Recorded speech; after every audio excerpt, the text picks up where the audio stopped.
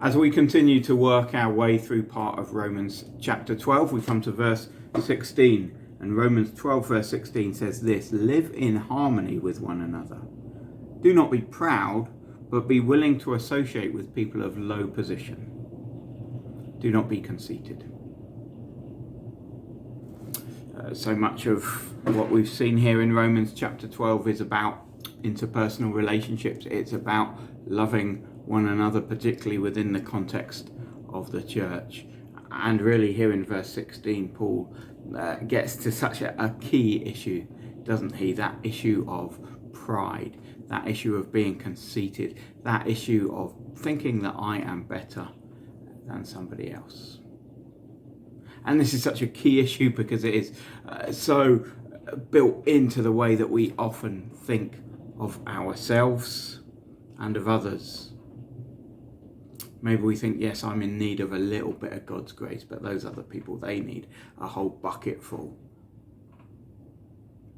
But actually, the gospel is what we need to crush pride and to crush conceitedness, isn't it?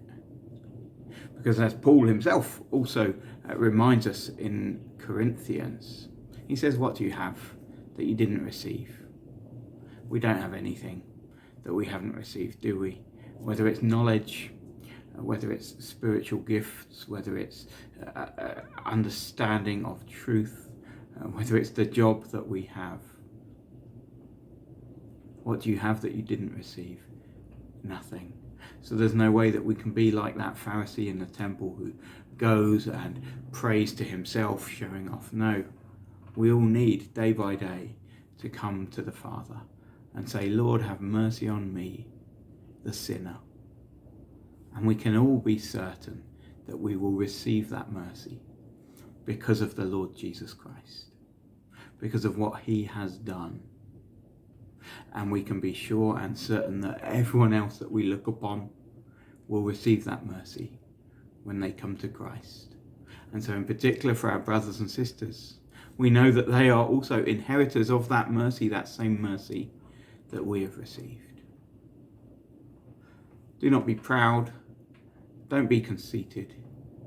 Be willing, be very happy, be joyful to associate with those of low position, because we know that the gospel is a great leveler.